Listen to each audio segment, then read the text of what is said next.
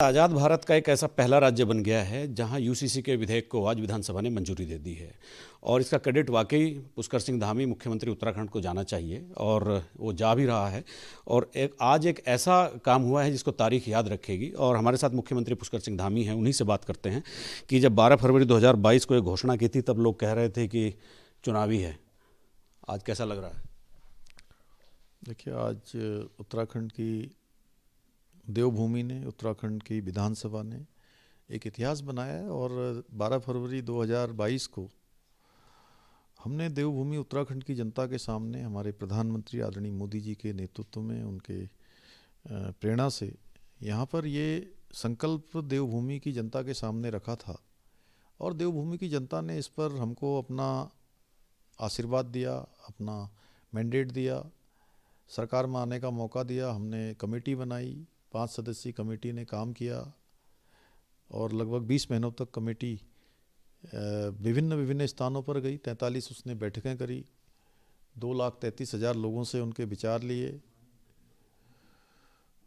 और एक संकलन बनाया। वो हमको कमेटी ने 2 फरवरी को सौंपा, इसी माह 2024 में। और 5 फरवरी से हमने सत्र आहूत किया। सत्र में 2 दिनों तक, 3 दिनों तक लगातार चर्चा चली है और चर्चा के बाद आज विधेयक पारित हो गया। तो एक संकल्प और जो वायदा देवभूमि उत्तराखंड की जनता के साथ हमने किया था वो पूरा हुआ है। 22 फरवरी को आपने घोषणा की थी, वो किसी योजना का हिस्सा था या अचानक ही आपके दिमाग में कोई प्रतिक्रिया हुई थी? नहीं, देश के अंदर लंबे समय से ही मांग उठती रही है कि देश के अंदर एक कानून होना चाहिए, सबके लिए समान नागरिक संहिता होनी चाहिए। और हमारे प्रधानमंत्री जी के नेतृत्व में लगातार जो बरसों से लंबित काम थे, ये काम बहुत पहले हो जाना चाहिए थे। भारत का संविधान और अनुच्छेद 44 में इसका प्रावधान किया गया है कि राज्य इसको लागू कर सकते हैं।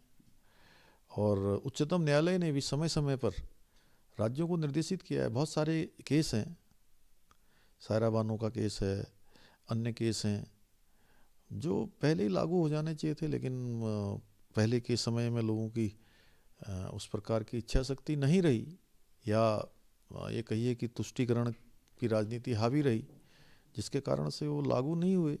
आज हमारे प्रधानमंत्री मोदी जी के नेतृत्व में वो सारे काम हो रहे हैं जो देश के लोगों का सशक्तिकरण कर रहे हैं, मातृशक्ति का सशक्तिकरण कर रहे हैं, समानताएं लाने का काम कर रहे हैं, समरस समाज, समरस देश बनाने का काम हो रहा है। ये कानून वैसे तो सामाजिक सरोकारों का और पारिवारिक माना जाता है, क्योंकि किसी भी परिवार के हर तरह के विवाद के बिंदु पर ये लागू होता है, चाहे विरासत हो, वारिसान हो, विवाह हो, लिव इन रिलेशनशिप हो, जो सोसाइटी को एक दिशा देता है। तो इसका लॉन्ग टर्म में आप किस तरह का समाज में कंट्रीब्यूशन देख रहे हैं? देखिए, समाज में सबको सुरक्षा देने का काम करेगा, मातृशक्ति को, महिलाओं को सुरक्षा देगा, बच्चों के जीवन को सुरक्षित बनाने का, उनके भविष्य को सुरक्षित बनाने का काम, बुजुर्गों को भी इससे सुरक्षा मिलेगी। और ये कानून एक लंबी सोच के बाद बना है, लंबे प्रयासों से बना है। और ये कानून आएगा तो इसके निश्चित रूप से रिजल्ट हम सबको दिखाई देंगे अच्छे। और हम अच्छी मंशा के साथ इसको लाए हैं। हमारी नीयत साफ है, मंशा साफ है, और समाज का, देश का, प्रदेश का, सबका सशक्तिकरण हो, ये हमारे प्रधानमंत्री जी चाहते हैं। तो हमने अपने प्रदेश में इसको लागू किया है। तकरीबन 392 सेक्शन हैं इसमें, जो अनुच्छेद हैं, और 700 से ज़्यादा पन्ने हैं। तो नेता प्रतिपक्ष की लगातार ये मांग थी, विपक्ष की मांग थी कि चर्चा के लिए अगर कुछ और समय मिलना चाहिए था, क्योंकि पहली बार एक ऐसा कानून आ रहा था देश में जिसकी केवल कल्पना होती थी या राजनीतिक पार्टियों के घोषणा पत्र में होता। देखिए, हमने जब ये ड्राफ्ट कमेटी बना रही थी तो उस समय सभी राजनीतिक दलों को आमंत्रित किया था, और उसमें हमने कांग्रेस पार्टी के भी प्रदेश अध्यक्ष जी को ये हमारा पत्र गया था। उनके यहाँ से जो रिसीविंग है, उनका जो पत्र है वो भी मेरे पास था। आज चूँकि उन्होंने जब कहा तो मैंने विधानसभा अध्यक्ष जी के माध्यम से उन तक आज वो पत्र भी उनको मैंने दिला दिया था। लेकिन उसके बावजूद भी ये जो कमेटी है, जो विद्वान लोग हैं, रंजना प्रकाश देसाई जी की अध्यक्षता में जो कमेटी थी, बहुत विद्वान लोगों की कमेटी है, सबकी राय ली गई है, और सबकी राय से जो संकलन हुआ है वही ड्राफ्ट में आया है। और चर्चा हुई है, सभी ने, आपने देखा होगा कि पक्ष विपक्ष सभी लोगों ने अपने राय दी है। कुल मिला के एक शुरुआत हम करने जा रहे हैं, शुरुआत हुई है और आगे। मुख्यमंत्री जी एक जनजाति वाला इशू विपक्ष उठा रहा है कि मतलब 4% जनजाति क्यों छोड़ दी गई, फिर समान नागरिक संहिता कहाँ रह गई है? देखिए, आज मैं जब बोल रहा था तो विपक्ष के हमारे साथी भी ये तय नहीं कर पा रहे थे कि उनको छोड़ना है कि लेना है।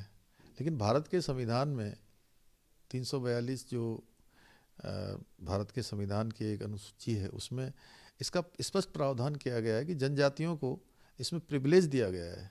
उनके रहन सहन के आधार पर, उनके जो जीवन की कठिनाइयाँ हैं उनके कारण से, जब भारत के संविधान की भावना के अनुरूप उसमें कमेटी ने काम किया है, वो ड्राफ्ट में आया है। और जो संवाद कार्यक्रम हुए थे जनजातियों के बीच में उत्तराखंड की जनजातियों के लोगों ने कहा कि हमें कोई आपत्ति नहीं है समान नागरिकता संहिता से, लेकिन हमको कुछ समय दे दिया जाए। तो उत्तराखंड के परिप्रेक्ष्य में बनाया गया है और उनका जो पहले से ही भारत के संविधान में जो उनके लिए उल्लेखित चीज़ें हैं उसी के अनुरूप बनाया गया है। आखिरी सवाल और पूछता हूँ कि ये एक असाधारण कानून को आपने बहुत ही साधारण तरीके से पारित करा लिया, तो ये क्या, एक तो लोकसभा चुनाव से पहले क्या इसको हम लागू कर देंगे, और दूसरा कांग्रेस का रवैया कुल मिलाकर आपको इस पर कैसा लगा? एक राजनीतिक टिप्पणी चाहूँ।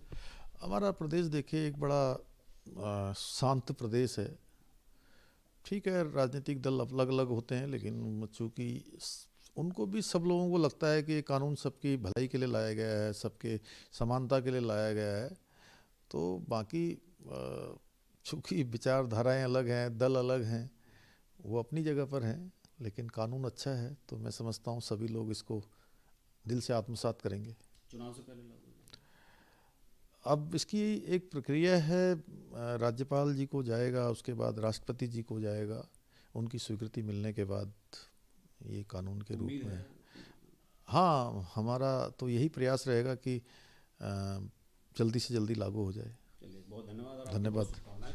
तो मेरे साथ थे मुख्यमंत्री पुष्कर सिंह धामी जी, तो उन्होंने बहुत विस्तार से बताया है कि किस तरह से इस कानून को उन्होंने परिकल्पना की थी और आज कैसे उसको पारित करा लिया। अपने सहयोग कैमरामैन सोनी कुमार के साथ न्यूज स्टेट के लिए देहरादून से अजीत सिंह राठी। अपने सहयोग कैमरामैन सोनी कुमार के साथ न्यूज नेशन के लिए देहरादून से अजीत सिंह राठी।